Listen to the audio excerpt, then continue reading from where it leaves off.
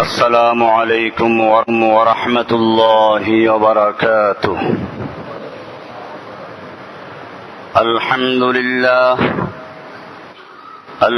لله نحمده ونستعينه ونستغفره ونؤمن به ونتوكل عليه ونعوذ بالله من شرور أنفسنا ومن سيئات أعمالنا. من يهده الله فلا مضل له ومن يضلله فلا هادي له.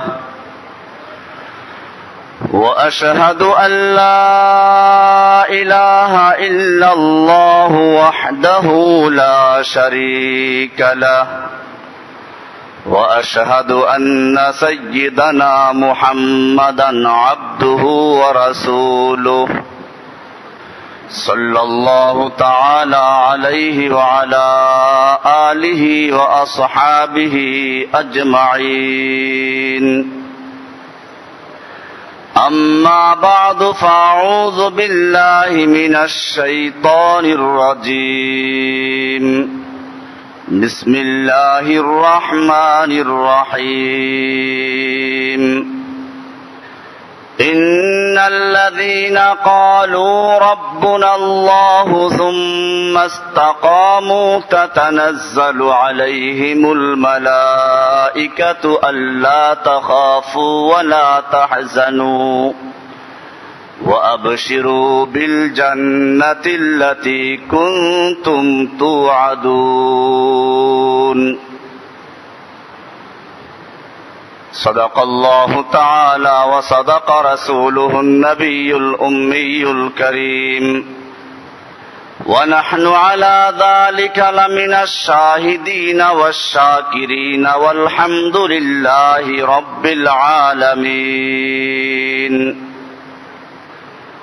معزز ও মুহতারাম হযরত মুরব্বিয়ানে কিরাম ও দিগার মুসল্লিয়ানে ইজাম, আল্লাহ সুবহানাহু ওয়া তাআলার মহান দরবারে লাখ শুকরিয়া জ্ঞাপন করছি, যিনি আমাদেরকে জুমার সালাত আদায় করার জন্য মসজিদে আসার তৌফিক এনায়েত করেছেন। এজন্য বলি আলহামদুলিল্লাহ। রজব মাস রমজানের কাছাকাছি, আমরা সেজন্য মানুষ যাতে করে আখিরাতমুখী হয়, পরকালের জন্য প্রস্তুতি গ্রহণ করতে পারে এবং রমজান মাসের জন্য প্রস্তুতি গ্রহণ করতে পারে, সেজন্য আখিরাত নিয়ে আলোচনা হচ্ছিল। গত জুমাতে আমরা হাসরের ময়দানে মানুষেরা যখন দিশেহারা হয়ে যাবে, সূর্যকে মাথার উপরে আনা হবে, জমিন পুড়ে তামার মতো হয়ে যাবে, মানুষেরা নিজের আমল অনুযায়ী ঘামের ভিতরে ডুবে থাকবে, কেউ হাঁটু পর্যন্ত, কেউ নাভি পর্যন্ত, কেউ গলা পর্যন্ত, কেউ নাক পর্যন্ত। এই কঠিন মুহূর্তে আল্লাহ সুবহানাহু ওয়া তাআলা 7 আসমানকে এক হাতে নিয়ে, 7 জমিনকে এক হাতে নিয়ে ঘোষণা করতে থাকবেন, আনা মালিকুল মুলুক আইনা মুলুকুদ দুনিয়া। আজকে আমি সমস্ত বাদশাদের বাদশাহ, সমস্ত ক্ষমতাশীলদের উপরে ক্ষমতাশালী। আইনা মুলুকুদ দুনিয়া, আজকে দুনিয়ার সেই শাসক, দুনিয়ার রাজা বাদশারা কোথায়?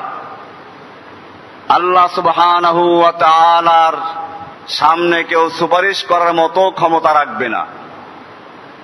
মানুষেরা আদম আলাইহিস সালাতু ওয়াস সালামের কাছে দৌড়াবে, আদম আলাইহিস সালাতু ওয়াস সালামকে প্রশংসা করবে, আনতা আউয়ালু আদম,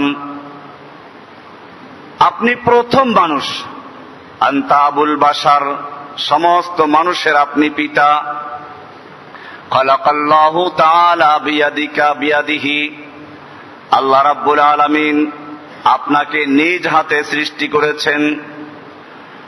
ওয়া আসকানাকা আল জান্নাতা, আল্লাহ তাআলা আপনাকে জান্নাতে বসবাস করার ব্যবস্থা করে দিয়েছিলেন। ওয়া আসজাদা লাকাল মালায়েকা, মালায়েকাদের মাধ্যমে, ফেরেশতাদের মাধ্যমে আপনাকে সেজদা করিয়েছেন। আপনি একটু সুপারিশ করুন, এই কঠিন মুহূর্তে যেন হিসাব নিকাশ শুরু হয়ে যায়। আদম আলাইহিস সালাতু ওয়াস সালাম কি বলবেন? লাস্তু লাহা, আনা লাস্তু লাহা, আমি এই কাজের জন্য নয়, আমিও তো আল্লাহর একটা হুকুম অমান্য করেছিলাম। আল্লাহ রাব্বুল আলামিন যদিও আমাকে সেদিন ক্ষমা করে দিয়েছিলেন, কিন্তু আজকে আল্লাহ তাআলা যে রাগান্বিত, যদি আল্লাহ তাআলা আমাকে জিজ্ঞেস করে বসেন, তোমাকে আমি বলেছিলাম ওয়ালা তাকরাবা হাযিহিশ শাজারাতা ফাতাকুনা মিনাজ জালিমিন, এই গাছের কাছেও যাবে না, আমি সেটা করেছিলাম, আমি কি উত্তর দিব? হা হা নফসি নফসি, আমি নিজে বাঁচি। ইযহাবু ইলা নূহ আলাইহিস সালাতু ওয়াস সালাম, তোমরা সকলে নূহের কাছে চলে যাও। নূহ আলাইহিস সালাতু ওয়াস সালামের কাছে লোকেরা চলে আসবে, তারও বিভিন্ন প্রশংসা করা হবে। নূহ আলাইহিস সালাতু ওয়াস সালাম বলবেন লাস্তু লাহা, আমি এই কাজের জন্য নই, আমি আমার কওমকে দাওয়াত দিতে দিয়ে 950 বছর পর্যন্ত দাওয়াত দিলাম, এরপরে যখন মাত্র কয়েকজন ছাড়া ঈমান আনলো না, আমি তো বদদোয়া করেছিলাম কওমের জন্য, আমিও এই কাজের জন্য নই। ইযহাবু ইলা মূসা আলাইহিস সালাম, তোমরা মূসা আলাইহিস সালামের কাছে যাও। মূসা আলাইহিস সালামের প্রশংসা করা হবে, লোকেরা বলবে আনতা কালিমুল্লাহি, আপনি আল্লাহর সঙ্গে সরাসরি কথা বলেছেন, আল্লাহ তাআলা আপনাকে নবী রাসূল বানিয়েছেন, তাওরাত আপনার উপর নাজিল করেছেন, আপনি একটু সুপারিশ করুন। মূসা আলাইহিস সালাতু ওয়াস সালামও একটা ওযর পেশ করবেন। এইভাবে সব নবীরা, ইব্রাহিম আলাইহিস সালামের কাছেও লোকেরা আসবে, বলবে আপনি মিল্লাতে ইব্রাহিম, ইব্রাহিমী মিল্লাতের আপনি প্রতিষ্ঠাতা, তাওহীদের আপনি প্রথম দাওয়াত দেওয়া শুরু করেছেন। মিল্লাতা আবিকুম ইব্রাহিম হুয়া সাম্মাকুমুল মুসলিমিন, আল্লাহ রাব্বুল আলামিন আপনাকে খলিল হিসেবে আখ্যায়িত করেছেন, আপনাকে নমরুদের আগুন থেকে হেফাজত করেছেন। আপনার সম্পর্কে আল্লাহ তাআলা বলেছেন ওয়াইয বিতালা ইব্রাহিম রাব্বুহু বিকালিমাতিন ফাতাম্মাহুন্না, আল্লাহ তাআলা আপনাকে পরীক্ষায় উত্তীর্ণ করেছেন, আপনি একটু সুপারিশ করুন। ইব্রাহিম আলাইহিস সালাম বলবেন যে আমিও এই কাজের জন্য না, উনি 3টা ওযর পেশ করবেন। মিথ্যা বলেছিলেন 3টা, অবশ্য এগুলো মিথ্যা ছিল না, তাওরিয়া বলে। কোন সময় যদি কোনো বিপদে পড়ে মানুষ, তার মনে উদ্দেশ্য একটা কথা 2 রকম অর্থ হতে পারে, সে উদ্দেশ্য করবে একটা, শ্রোতা বুঝবে আর একটা, এরকম কথাকে বলা হয় তাওরিয়া আরবিতে। উনি তাওরিয়া করেছিলেন। এক এলাকা দিয়ে যাচ্ছিলেন, সে এলাকার জালিম বাদশার নিয়ম ছিল কারো সুন্দরী স্ত্রী পেলে সে নিয়ে যেত। ইব্রাহিম আলাইহিস সালাম তার স্ত্রী সারাকে নিয়ে যাচ্ছিলেন। এটা যখন জানতে পারলেন, তিনি বললেন যে আমরা ধরা পড়লে বলবো আমরা বোন, ভাই বোন হলে নিত না আবার, কারণ তুমি আর আমি ছাড়া এই দুনিয়াতে এখন আর কোনো মুমিন না, ঈমানদার হিসেবে আমরা ভাই বোন। ওনার উদ্দেশ্য একটা, লোকেরা বুঝলো আর একটা, কিন্তু তারপরেও ওনার স্ত্রী যেহেতু অনেক সুন্দরী ছিল, এরা এটা বলার পরেও ছাড়ে নাই। ইতিহাস অনেক লম্বা, আপনারা জানেন শেষ পর্যন্ত নিল কি হয়েছিল। আর একটা ছিল, যখন তার সাথী সঙ্গী বন্ধু বান্ধবেরা মেলায় যাওয়ার জন্য, মূর্তি পূজায় যাওয়ার জন্য আহ্বান করেছিল, তিনি বলেছিলেন ইন্নী সাকিম, আমি অসুস্থ। এই অসুস্থ বলতে তিনি বুঝাচ্ছিলেন তোমাদের যে কাজকর্ম এগুলো আমি পছন্দ করি না, মানসিকভাবে অসুস্থ। ওরা বুঝলো যে শারীরিকভাবে অসুস্থ। এমনি ভাবে মূর্তি ভাঙ্গার পরে যখন লোকেরা জিজ্ঞেস করলো এটা কে করেছে, উনি বলেছিলেন বাল ফাআলাহুম কাবীরুহুম হাযা, বাল ফাআলাহু কাবীরুহুম হাযা, এটা তো ওদের বড়টাই করেছে। এখানে উদ্দেশ্য ছিল বড়টা বলতে, ওরা বুঝলো মূর্তির মধ্যে যেটা বড়টা সেটা ভাঙ্গা হয় না, ওটাই করেছে। আর ওনার উদ্দেশ্য ছিল ওদের মধ্যে আমি বড়, আমিই করেছি। ইব্রাহিম আলাইহিস সালাতু ওয়াস সালামও ওযর পেশ করবেন। ঈসা আলাইহিস সালামের কাছে লোকেরা আসবে, ঈসা আলাইহিস সালামকেও লোকেরা বলবে আল্লাহ রাব্বুল আলামিন আপনাকে বিনা বাপে সৃষ্টি করেছিলেন, আপনাকে ইনজিল কিতাব দান করা হয়েছিল, আপনাকে আল্লাহ তাআলা অনেক মুজিজা দান করেছিলেন। অন্ধ লোকদেরকে হাত বুলালে চোখ ভালো হয়ে যেত। এমনি ভাবে তার গুণাবলী বলে বলবেন যে আপনি আল্লাহর কাছে সুপারিশ করুন, তিনি একই কথা বলবেন, হা হা আমার দ্বারা সম্ভব নয়, নাফসি নাফসি। আমি মৃত্যুর পরে আমার লোকেরা, আমার উম্মতরা আমাকে আল্লাহর পুত্র বানিয়েছিল, যদি আমি এটা করতে বলি নাই, কিন্তু আল্লাহ যদি আমাকে জিজ্ঞেস করেন তাহলে আমি কি জবাব দিব? ইযহাবু ইলা মুহাম্মাদিন সাল্লাল্লাহু আলাইহি ওয়াসাল্লাম, তোমরা সকলে মুহাম্মদ সাল্লাল্লাহু আলাইহি ওয়াসাল্লামের কাছে যাও। সমস্ত মানুষ মুহাম্মদ সাল্লাল্লাহু আলাইহি ওয়াসাল্লামের কাছে আসবে, এসে তার প্রশংসা করবে, আপনি আখির নবী, আপনার উপরে সর্বশেষ কিতাব নাজিল করা হয়েছিল, আপনাকে সমগ্র মানব জাতির জন্য রাসূল বানানো হয়েছিল। ইয়া আইয়ুহান নাস ইন্নী রাসূলুল্লাহি ইলাইকুম জামিআ ওয়া মা আরসালনাকা ইল্লা রাহমাতাল লিল আলামিন। আপনি সমস্ত মানুষের জন্য রাসূল হিসাবে প্রেরিত হয়েছিলেন, আপনি সুপারিশ করুন। আল্লাহর নবী সাল্লাল্লাহু আলাইহি ওয়াসাল্লাম এখানে সুপারিশ করা শুরু করবেন তা না। ফাআখিরু সাজিদান, আল্লাহর নবী বলবেন হ্যাঁ আমি এই কাজের জন্য, সেজদায় পড়ে যাবেন। সেজদায় গিয়ে আল্লাহর এত প্রশংসা করবেন, বুখারী শরীফের হাদিসে বলা হয়েছে আমাকে আল্লাহ রাব্বুল আলামিন এখন পর্যন্ত সেই শব্দগুলো শিখান নাই। আল্লাহর আরশের তলে সেজদায় পড়ে যাব, আল্লাহর এমন হামদ এবং সানা পেশ করতে থাকব, আল্লাহর পক্ষ থেকে বলা হবে ইয়া মুহাম্মদ ইরফা রাসাক ওয়াশফা তুশাফা ওয়াসাল তুতা, হে মুহাম্মদ সাল্লাল্লাহু আলাইহি ওয়াসাল্লাম তুমি মাথা উঠাও, ওয়াশফা তুশাফা তুমি সুপারিশ করো, তোমার সুপারিশ গ্রহণ করা হবে, ওয়াসাল তুতা তুমি চাও তোমার চাহিদা পূরণ করা হবে। ওয়াশফা তুশাফা তুমি যা কিছু সুপারিশ করবে আমি গ্রহণ করার চেষ্টা করব, গ্রহণ করব। তুমি সেজদায় পড়ে কেন কাঁদছো? তুমি তো মাসুম, তোমাকে আমি রাহমাতুল লিল আলামিন বানিয়েছি, তোমার কান্না আমার সহ্য হচ্ছে না, তুমি মাথা উঠাও, সাল তো তা বলো তুমি কি চাও।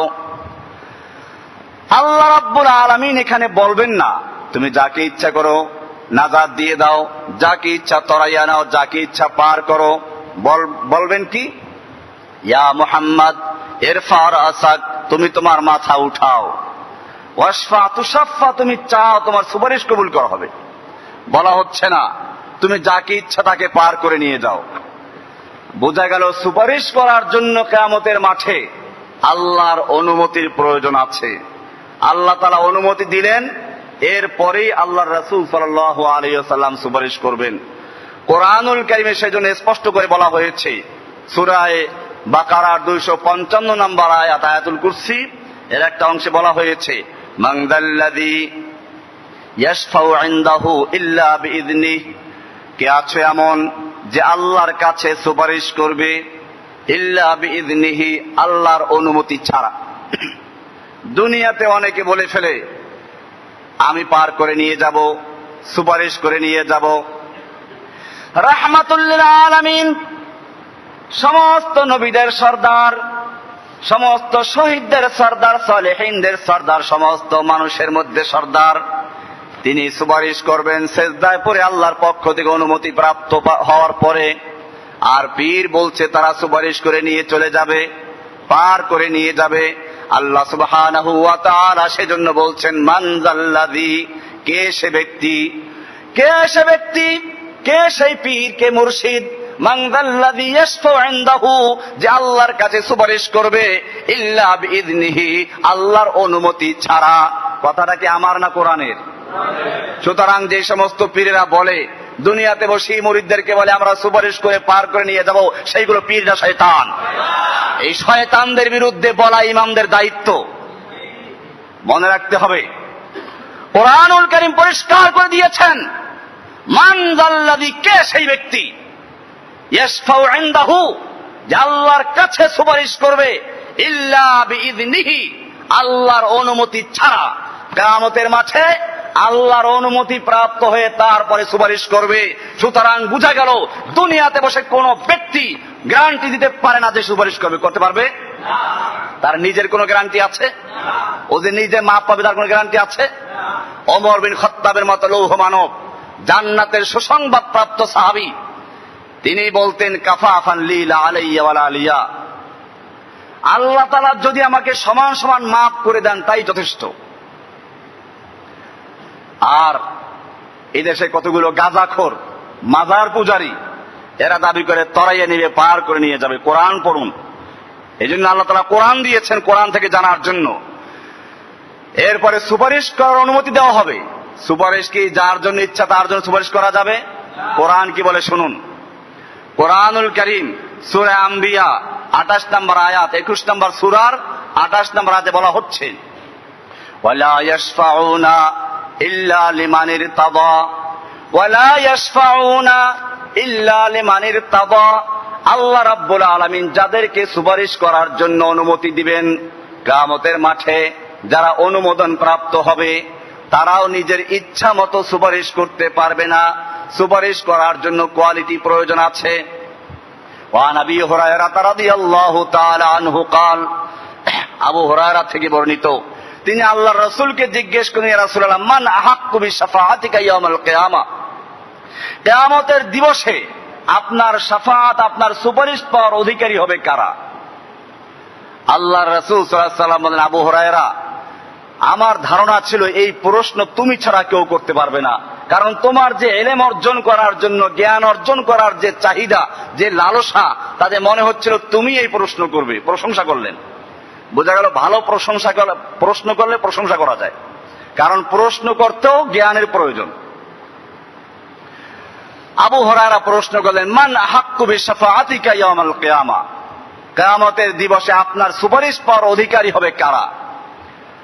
قال من قال لا اله الا الله صدقا من قلبه, আল্লাহর হাবিব ফরমান, আমার সুপারিশ পাওয়ার সবচেয়ে বেশি অধিকারী হবে তারা, সুপারিশ পাওয়ার অধিকারী হবে তারা যারা বলবে লা ইলাহা ইল্লাল্লাহ। এই সাক্ষী যারা দিবে, এই সাক্ষী দেওয়া ছাড়া কেউ সুপারিশ করার অধিকার রাখবে না, কেউ সুপারিশ পেতেও পারবে না। আমি এটা বলে থাকি এভাবে যে কোন এক শিক্ষামন্ত্রী পরীক্ষার পরে বোর্ড অফিসে ফোন করে বলল যে, বোর্ডের চেয়ারম্যানকে বলে, এত নাম্বার রোল নাম্বারটা দেখেন, এটা আমার স্ত্রীর ছোট ভাইয়ের নাম্বার, খাতাটা দেখবেন। বোর্ড অফিসের লোকেরা খাতা তালাশ করে বের করে দেখে যে রোল নাম্বার ছাড়া আর কিছুই লেখে নাই। ফোন একজন মন্ত্রীর বা প্রধানমন্ত্রীর কোনো কাজে আসবে? ঠিক সেরকম ভাবে সুপারিশকারী যত বড় হোক না কেন, আল্লাহ সুবহানাহু ওয়া তাআলা পরিষ্কার করে দিয়েছেন, ওয়ালা ইয়াশফাউনা ইল্লা লিমান ইরতাদা। আল্লাহ সুবহানাহু ওয়া তাআলা যাদের জন্য অনুমোদন দিবেন একমাত্র তাদের জন্যই সুপারিশ করা হবে, এছাড়া কারোর জন্য সুপারিশ করা চলবে না। বোঝা গেল আল্লাহ তাআলা যাদেরকে সুপারিশ করতে দিবেন তারাও সুপারিশ করবেন নিজের ইচ্ছা মতো না, বরং কি আল্লাহর পক্ষ থেকে নিয়ম বলে দেওয়া হবে, এদেরকে সুপারিশ করো। যাদের অন্তরে কোনো শিরিক নাই, মুশরিক নাই, এদেরকে সুপারিশ করা যাবে। কোরআনুল কারীম এই জন্য বলছে, যাদের মধ্যে শিরিক আছে, যারা জীবনে শিরিক করেছে, তাদের জন্য কিয়ামতের মাঠে কোনো সুপারিশকারী থাকবে না, কোনো উপকারও আসবে না। সূরা মুদ্দাসসিরের 48 নম্বর আয়াতে বলছেন, ফালা ফামা তানফাউহুম শাফাআতুশ শাফিঈন, ওই লোকদের জন্য কোন সুপারিশকারীর সুপারিশ কোনো উপকারে আসবে না, কোনো ফায়দা দিবে না। কোরআনের আরেক আয়াত, ওয়ালা ইউকবালু মিনহা শাফাআতু ওয়ালা ইউখাযু মিনহা আদলু ওয়ালা হুম ইউনসারুন, যেই লোকদের মধ্যে লা ইলাহা ইল্লাল্লাহ, আল্লাহ ছাড়া কোনো ইলাহ নাই, আল্লাহ ছাড়া কোনো মাবুদ নাই, আল্লাহ ছাড়া কোনো দস্তগীর নাই, বিপদে হাত ধরার কারো ক্ষমতা নেই, আল্লাহ ছাড়া কোনো ব্যক্তি সাহায্যকারী নাই, এই আকীদা যাদের আছে এরা কেবলমাত্র সুপারিশ পাওয়ার অধিকারী হবে। আর এটা যাদের থাকবে না, আল্লাহ তাআলা বলছেন, ওয়ালা ইউকবালু মিনহা শাফাআতুন, এদের জন্য কোনো সুপারিশ গ্রহণযোগ্য হবে না, ওয়ালা ইউখাযু মিনহা আদলুন, তাদের পক্ষ থেকে কোনো বিনিময় গ্রহণ করা হবে না, ওয়ালা হুম ইউনসারুন, এদের জন্য কোনো সাহায্যকারী থাকবে না। সূরা বাকারার 48 নম্বর আয়াত। এরকম বহু আয়াত আছে কোরআন শরীফের। আর এক আয়াতে বলা আছে লা ইয়ামলিকুনা শাফাআতা ইল্লা মান ইত্তাখাযা ইনদার রহমানি আহদা। আর এক আয়াত লা তানফাউ শাফাআতু ইল্লা মান আযিনা লাহুর রহমানু, আল্লাহ তাআলা যাকে অনুমোদন দিবেন সে ছাড়া কোনো সুপারিশ করতে পারবে না। কোরআনের আর এক আয়াত সূরা জুমারের 44 নম্বরে বলা হচ্ছে কুল্লিল্লাহিশ শাফাআতু জামিআন লাহু মুলকুস সামাওয়াতি ওয়াল আরদ। হে নবী আপনি জানিয়ে দিন সমস্ত সুপারিশের নিয়ন্ত্রণ একমাত্র আল্লাহর হাতে। আল্লাহ যাদেরকে অনুমোদন দিবেন একমাত্র তারা সুপারিশ করবে, এছাড়া সুপারিশ করতে। পরিষ্কার হয়ে গেল সুপারিশকারীও আল্লাহর পক্ষ থেকে অনুমতি পেতে হবে এবং কার জন্য সুপারিশ করা হবে সেটাও আল্লাহ তাআলা বলে দিবেন যে এই কোয়ালিটির লোকদেরকে সুপারিশ করতে পারো। জীবনে অন্যায় করেছে, পাপ করেছে, কিন্তু শিরিক করে নাই, এই শিরিক যারা করে নাই এদের জন্য সুপারিশ গ্রহণযোগ্য হবে। কারণ শিরিক যুক্ত ইবাদত যারা করেছে মুশরিকদের জন্য কোনো সুপারিশ করা যাবে না, এদের ক্ষমা করবেন না আল্লাহ তাআলা। কোরআনের একাধিক আয়াত আছে ইন্নাল্লাহা লা ইয়াগফিরু আন ইউশরাকা বিহি, নিশ্চয় আল্লাহ তাআলা ক্ষমা করবেন না ওই সমস্ত লোকদেরকে যারা আল্লাহর সঙ্গে শিরিক করে। ওয়া ইয়াগফিরু মা দুনা যালিকা লিমান ইয়াশাউ, এছাড়া যত বড় পাপী হোক, যত গুনাহগার হোক, আল্লাহ তাআলা যদি দেখেন শিরিক করে নাই, ইচ্ছে করলে তার সমস্ত গুনাহ ক্ষমা করে তাকে জান্নাত দিবেন, অথবা শাস্তি দিয়ে তারপরে জান্নাত দিবেন। তারা চিরস্থায়ী জাহান্নামী হবে না। কারা? যারা শিরিক করে নাই। এই জন্য শিরিক মুক্ত থাকা আল্লাহ সুবহানাহু ওয়া তাআলা এই জন্য বলেছেন ইন্নাল্লাযীনা ক্বালু রাব্বুনাল্লাহ, যারা বলে আমাদের রব একমাত্র আল্লাহ। আমাদের রব কে? রব মানে কি? কবরে গেলে এই প্রশ্নই হবে, আমরা মুখস্থ করে যাব রব্বি আল্লাহ, এটা না। রব মানে হচ্ছে সৃষ্টিকর্তা আল্লাহ, বিধানদাতা আল্লাহ, রিজিকদাতা আল্লাহ, বিপদে উদ্ধার করার মালিক কে? সমস্ত কিছু ক্ষমতার মালিক কে? কুলিল্লাহুম্মা মালিকাল মুলক। সূরা আলে ইমরানের 26 নম্বরে বলা হচ্ছে কুলিল্লাহুম্মা মালিকাল মুলক। হে নবী আপনি আপনার উম্মতদেরকে জানিয়ে দিন আল্লাহুম্মা মালিকাল মুলক, আল্লাহ তুমি সমস্ত ক্ষমতার মালিক। সমস্ত ক্ষমতার মালিক কে? তুতিল মুলকা মান তাশাউ, তুমি যাকে ইচ্ছে করো তাকে ক্ষমতা দান করো। ওয়া তানজিউল মুলকা মিম্মান তাশাউ, আর তুমি যার থেকে ইচ্ছা ক্ষমতা ছিনিয়ে নাও। ক্ষমতা দেওয়ার মালিক কে? ক্ষমতা ছিনিয়ে নেওয়ার মালিক কে? ওয়া তুইজ্জু মান তাশাউ, আর তুমি যাকে ইচ্ছে করো তাকে ইজ্জত দান করো। ইজ্জত দেওয়ার মালিক কে? ওয়া তুযিল্লু মান তাশাউ, আর তুমি যাকে ইচ্ছে করো জিল্লাত দান করো, অপমান করো। অপমান করার মালিক কে? বিয়াদিকাল খায়রু। সূরা আলে ইমরানের 26 নম্বরে পরিষ্কার হয়ে গেল ইন্নাল্লাযীনা ক্বালু রাব্বুনাল্লাহ। সূরা ফুসসিলাত 41 নম্বর সূরার 30-31 নম্বর আয়াত ইন্নাল্লাযীনা ক্বালু, নিশ্চয় যারা বলে রাব্বুনাল্লাহ আমার রব কে?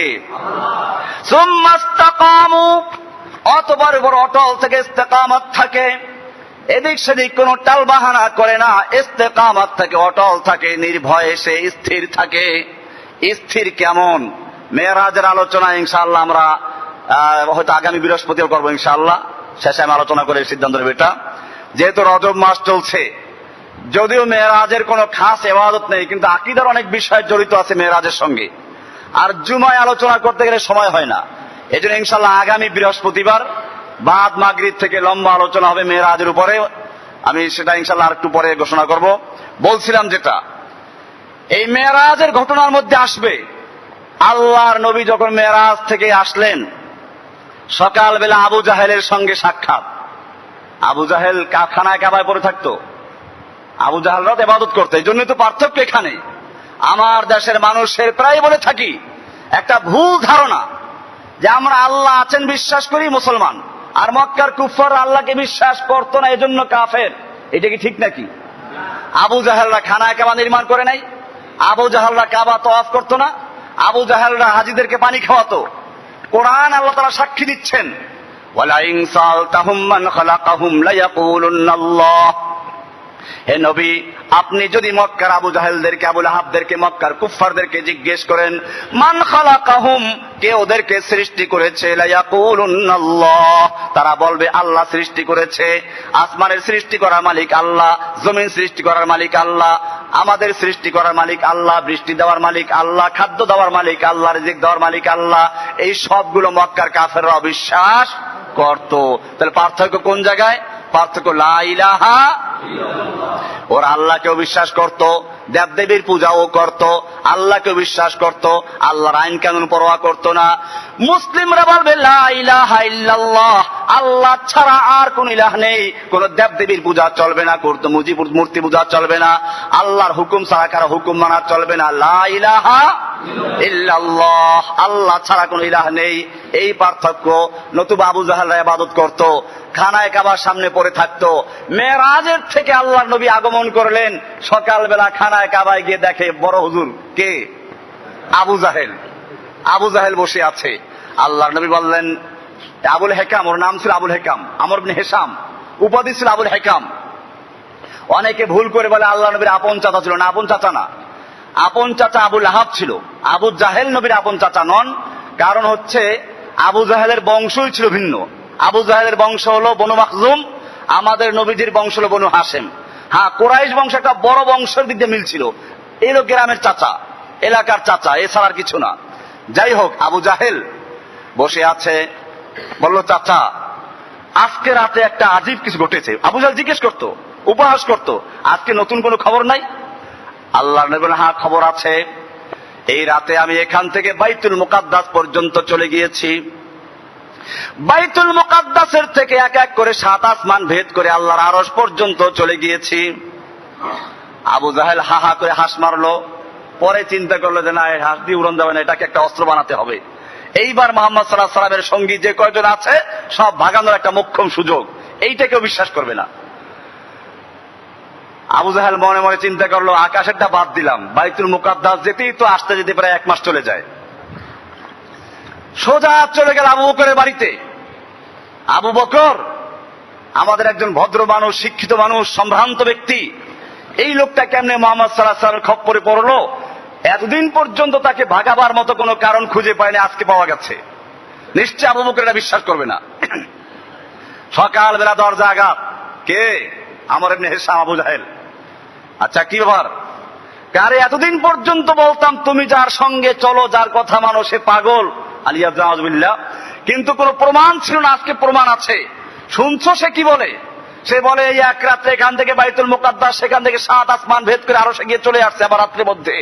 আকাশেরটা বাদ দিলাম, এই বাইতুল মুকাদ্দাস পর্যন্ত কি যাওয়া সম্ভব? আবু বকর সিদ্দিক রাদিয়াল্লাহু তাআলা আনহু বললেন, হাল ক্বালা সাদিকি, আমাকে বলো আমার নবী এটা বলেছেন কিনা। আবু জাহেল মনে করলো এইবার পাওয়া গেছে, বিশ্বাস ঔষধ কাজে লাগছে।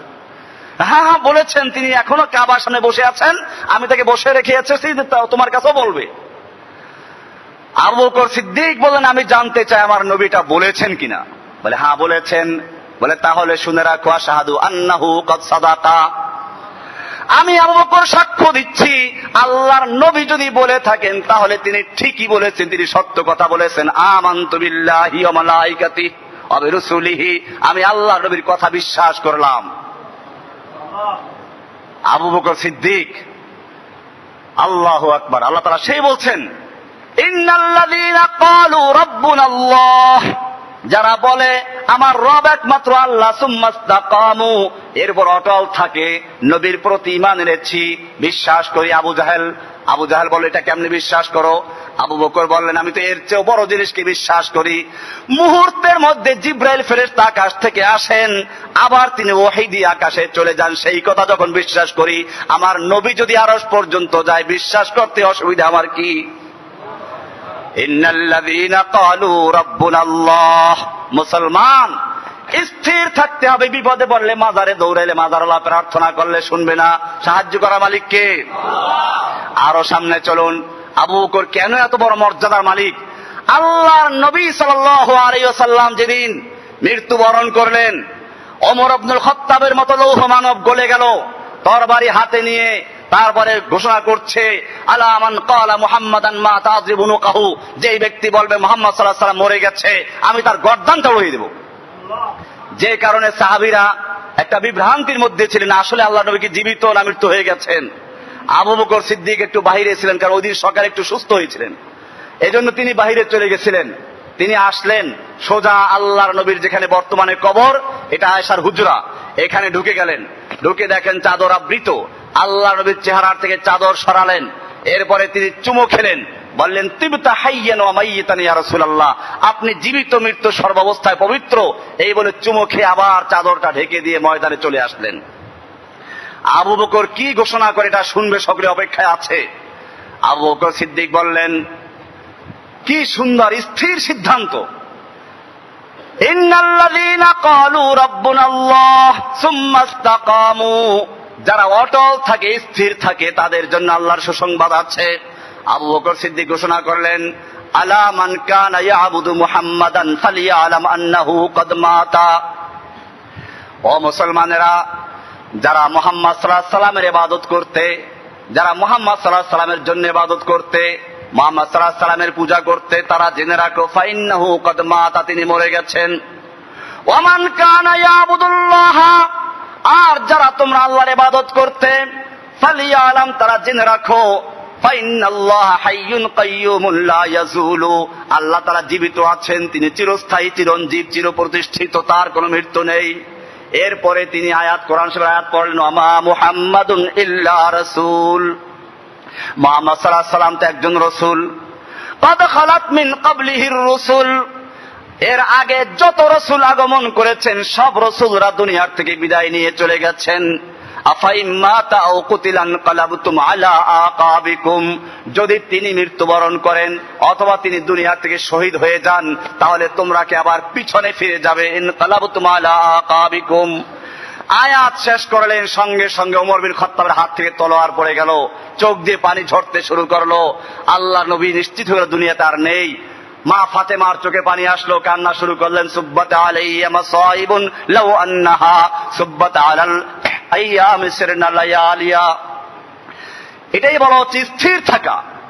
এমনি ভাবে আল্লাহর নবীর মৃত্যুর পরে একদিকে রোম পারস্য বড় বড় সুপার পাওয়ার গুলো মদিনায় হামলা করার চক্রান্তে লিপ্ত হলো, আর একদিকে ইয়ামামার থেকে একজন নবুয়তের দাবি করলো মুসাইলামাতুল কাজ্জাব, আর একদিকে একদল মুসলমান যাকাত দিতে অস্বীকার করলো।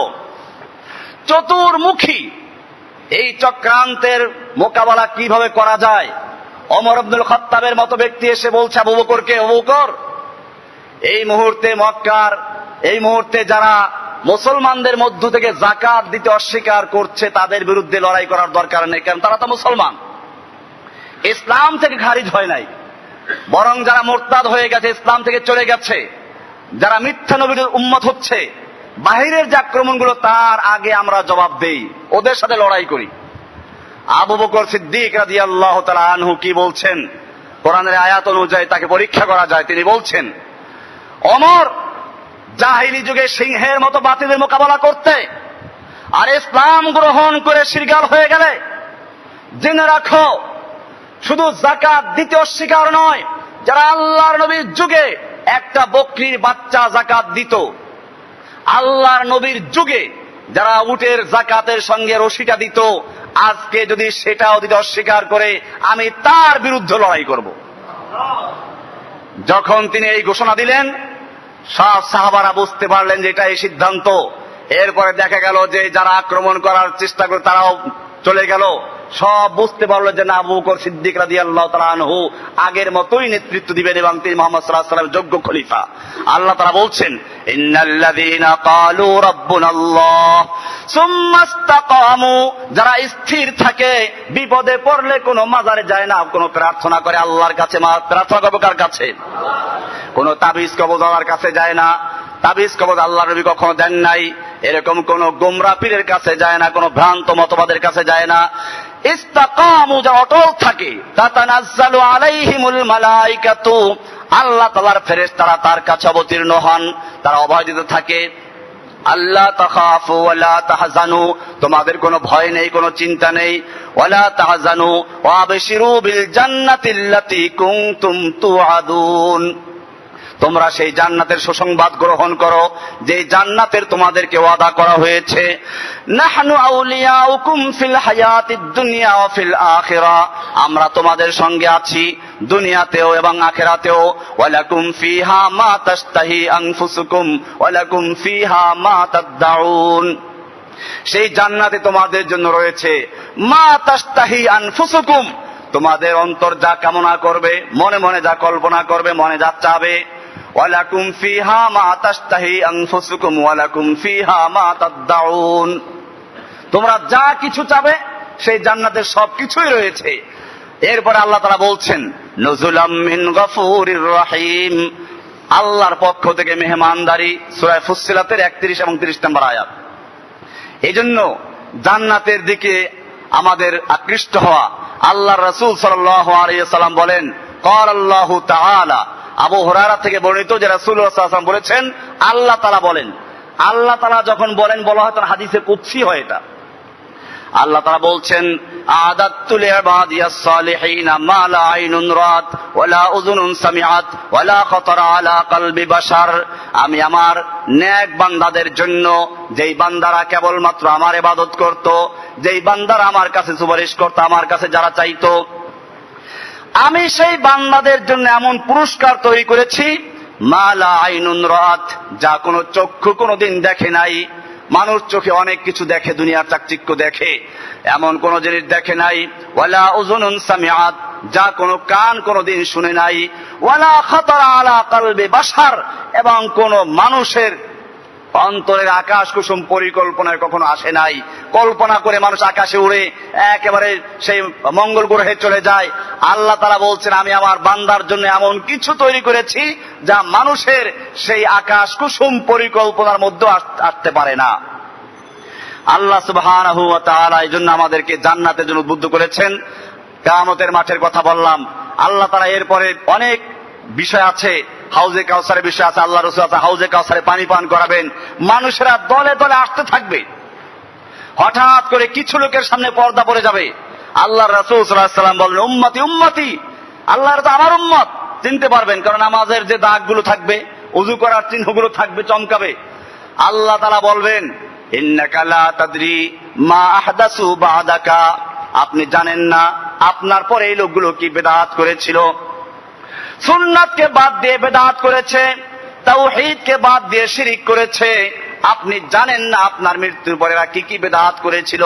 নামাজ রোজার খবর ছিল না, আল্লাহর ফরজ হুকুমগুলো পালন করত না, কিন্তু বেদাত করতে তারা পটু ছিল, দিনকে তারা ধ্বংস করেছে। আল্লাহ রাসূল সাল্লাল্লাহু আলাইহি ওয়াসাল্লাম সুকান সুকান, ভাগো ভাগো, লিমান গায়্যারা বাদি, যারা আমার পরে দিনকে পরিবর্তন করেছো, আমার পরে দিনের মধ্যে বেদাত তৈরি করেছো, তারা আমার থেকে দূর হয়ে যাও। আল্লাহ সুবহানাহু ওয়া তাআলা এই সময় আবার মুমিনদের থেকে 70,000 মানুষকে বিনা হিসেবে জান্নাত দিবেন এই উম্মতের থেকে। আল্লাহ তাআলা রাসূল সাল্লাল্লাহু আলাইহি ওয়াসাল্লাম বলেছেন আমার উম্মতের 70,000 লোক ইয়াদখুলুনাল জান্নাতা বিগাইরি হিসাবিন 70,000 মিন উম্মতি, আমার উম্মতের 70,000 মানুষ বিনা হিসেবে তারা জান্নাতে চলে যাবেন। সেই 70,000 কারা? সেই 70,000-এর পরিচয় কি? হুমুল্লাযীনা লা ইস্তারকুন, তারা হচ্ছে ওই সমস্ত লোক যারা জীবনে কখনো তাবিজ কবজ মন্ত্র ইত্যাদির কাছে যায় নাই। ওয়ালা ইয়াক্তাবুনা, যারা কখনো কাই দিয়ে চিকিৎসা করে নাই। কাই আরবের একটা রোগ ছিল, চিকিৎসা ছিল, আগুন দিয়ে পোড়া দিত, এই সমস্ত যারা করে নাই। ওয়ালা তাতাইয়ারুন, যারা কোনো লক্ষণ, শুভ লক্ষণ, কুলক্ষণ, এই সব কুসংস্কারে যারা বিশ্বাস করে নাই। ওয়ালা রাব্বিহিম ইয়াতাওয়াক্কালুন, যারা সর্বক্ষেত্রে তাদের রবের উপরে ভরসা করেছে, এই সমস্ত লোকদেরকে আল্লাহ রাব্বুল আলামিন বিনা হিসাবে জান্নাত দান করবেন। সর্বক্ষেত্রে ঈমান থাকবে কার উপরে? দুনিয়ার সমস্ত মানুষ যদি একত্র উপকার করার জন্য তারা সবাই মিলে অতটুকুই করতে পারবে যতটুকু আল্লাহ তাআলা লিখে রেখেছেন। আর পক্ষান্তরে দুনিয়ার সমস্ত মানুষ যদি একত্র হয় আপনার ক্ষতি করার জন্য, অতটুকুই ক্ষতি করতে পারবে যতটুকু আল্লাহ তাআলা লিখে রেখেছেন। কিয়ামতের মাঠে মানুষকে আল্লাহ তাআলা বিভিন্ন দলে দলে ভাগ করবেন। সূরা নাবার ভিতর আসছে ইয়াউমা ইউনফাকু ফিস-সূরি ফাতাতুনা ফুয়াজা, মানুষ কাতারে কাতারে দলে দলে আসবে, এক এক দল এক এক দিকে যাবে। সেই দলগুলো 10টা দল হাদিসে আসছে। আর বারা ইবনে আযিব রাদিয়াল্লাহু তাআলা আনহু থেকে বর্ণিত ক্বালা বা'দুহুম আলা সূরাতিল করাদা, একদল মানুষ উঠবে বানরের সূরাতে, ওয়া বা'দুহুম আলা সূরাতিল খানাজির, আর একদল মানুষ শূকরের সূরাতে উঠবে, ওয়া বা'দুহুম মুনাক্কিসুন আরজুলুহুম ফাওকা উজুহিহিম, আর একদল মানুষ থাকবে যাদের চেহারা থাকবে নিচে, পাও থাকবে উপরের দিকে। ইয়া রাসূলুল্লাহ, কেমনে আবার আল্লাহ তাআলা পাও দিয়ে চেহারা দিয়ে হাঁটাবেন কি করে? আল্লাহ রাসূল সাল্লাল্লাহু আলাইহি ওয়াসাল্লাম বললেন যে আল্লাহ সুবহানাহু ওয়া তাআলা পাও দিয়ে হাঁটাতে পারেন, সে আল্লাহ তাআলা চেহারা দিয়েও হাঁটাতে পারবেন। এইভাবে এক গ্রুপ ইউনাক্কিসু আরজুলুহুম ফাওকা উজুহিম ইসহাবুনা আলাইহা, তাদের পাও থাকবে উপরে, চেহারা দিয়ে হাঁটবে। ওয়া বা'দুহুম আমিয়া, আর একদল মানুষ হবে অন্ধ। ওয়া বা'দুহুম সুম্মান, আর একদল মানুষ হবে বোবা, বুকমান, বধির হবে। ওয়া বা'দুহুম ইয়ামগুদুনা আলসিনাতাহুম, আর একদল মানুষ হবে তারা জিহ্বা চাবাতে থাকবে। ফাহিয়া মুদাল্লাতুন আলা সুদুরিহিম, এই জিহ্বাগুলো বড় হয়ে তাদের নাভি পর্যন্ত ঝুলতে থাকবে। এমন কি ইয়াসিলুল কাইহু মিন আফওয়াহিহিম, তাদের মুখের থেকে দুর্গন্ধ ছড়াবে সমস্ত কিয়ামতের সমস্ত মানুষেরা। ইয়াতাকাজ্জারুহুম আহলুল জামঈ, কিয়ামতের মানুষেরা ঘৃণা করতে থাকবে। এ হলো আরেক দল মানুষ। ওয়াবাদুহুম মুকাত্তাতুর আইদিহিম ওয়া আরজুলিহিম, আরেক দল মানুষ থাকবে হাত পা কাটা অবস্থায়। ওয়াবাদুহুম মুসাল্লাবুনা আলা জুযুইম মিন নারিন, আরেক দল জাহান্নামের খেজুর গাছ তৈরি করে তার মধ্যে তাদেরকে শুলিবিদ্ধ করা হবে। ওয়াবাদুহুম আশাদ্দুনা তারাম মিনাল জিফে, আরেক দল মানুষ হবে যারা পচা দুর্গন্ধ, লাশের চেয়ে দুর্গন্ধ ছড়াবে। ওয়াবাদুহুম মুলাব্বিসুনা জিলবাবান সাবিগাতান মিন কাতরানিন, আর একদল মানুষ যাদেরকে আলকাতরা দিয়ে পোশাক তৈরি করে পরিয়ে দেওয়া হবে, এরপর আগুনে পোড়ানো হবে। সাহাবায়ে কেরাম বলেন, ইয়া রাসূলুল্লাহ, 10 প্রকার লোক কারা? কাদেরকে এই শাস্তিগুলো দেওয়া হবে? আম্মাল্লাযীনা আলা সূরাতিল খানাজির, আল্লাহ হাবিব ফরমান, যেই লোকগুলো শুকরের সুরতে উঠানো হবে কিয়ামতের মাঠে। ফাহালুস সুহুতে, এরা হচ্ছে সেই লোকগুলো যারা দুনিয়াতে ঘুষ খেত, হারাম কামাই খেত, দরজার নিচ দিয়ে, টেবিলের নিচ দিয়ে ঘুষ নিত, কেউ দেখতো না, আল্লাহ তাআলা দেখতেন। ওয়াল মুনাক্কিসুনা, এবং যেই লোকগুলোকে উল্টা করে হাঁটানো হবে তারা হচ্ছে আকিলাতুর রিবা, সুদখোরদেরকে আল্লাহ তাআলা সেই শাস্তি দিবেন। এবং ওয়াল আমিয়া, যারা অন্ধ তারা কারা? আল জাইরুনা ফিল হুকমে, যারা অন্যায় বিচার করতে গিয়ে অন্যায় বিচার করত, ন্যায় বিচার করত না, বিচারকদের সম্পর্কে শাস্তি হবে। অসুম্মু, আর বধির হবে ওই সমস্ত লোকেরা। আল মুজিবুনা বিআমালিহিম, যারা নিজের আমলে নিজে খুব খুশি, নিজেরটা খুব ভালো মনে করত, দুনিয়াবি কাজগুলোকে মনে করে এটাই আমাদের সফলতা।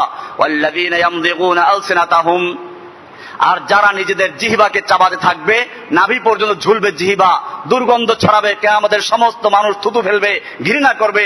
এই লোকগুলো কারা?